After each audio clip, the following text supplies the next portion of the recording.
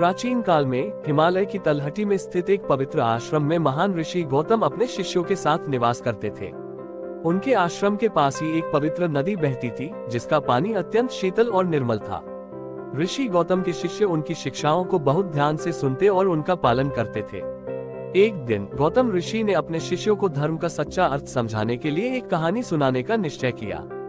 कई साल पहले की बात है, एक छोटे से गांव में धर्मनिष्ठ और परोपकारी ब्राह्मण देवदत्त रहते थे। देवदत्त अपने सत्यनिष्ठा और दूसरों की मदद करने की भावना के लिए प्रसिद्ध थे। उनके पास एक छोटा सा खेत था, जिसे वे बहुत मेहनत से जोतते और अपनी आजीविका कमाते थे। एक बार उस गांव में भयंकर अकाल पड़ा। फसलें सूख गईं और गांव के लोग भूख से परेशान हो गए। देवदत्त ने देखा कि गांव के लोग बहुत कठिनाइयों का सामना कर रहे हैं।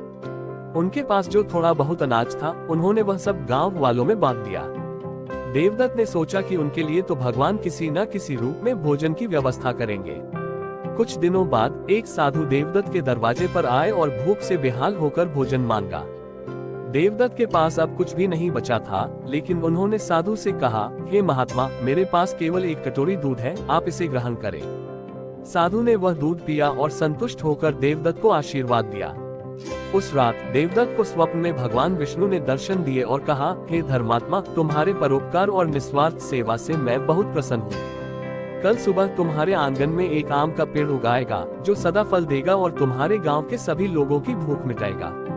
अगली सुबह देवदत्त के आंगन में सचमुच एक आम का पेड़ उगाया, जो तुरंत ही फलों से लद गया। गांव के लोगों ने खुशी खुशी उन फलों का सेवन किया और उनकी भूख मिट गई। देवदत्त की निस्वार्थ सेवा और धर्म पालन से सभी प्रभावित हुए और उनका गांव फिर से समृद्ध हो गया। ऋषि गौतम ने अपनी कहानी समाप्त की और अपने शिष्यों से कहा, सच्चा धर्म निस्वार्थ सेवा और दूसरों की भलाई में निहित है। देवदत्त की तरह हमें भी अपने कर्तव्यों का पालन करते हुए सभी जीवों के प्रति करुणा और प्रेम का भाव रखना चाहिए। यही सनातन धर्म का मूल सिद्धांत है।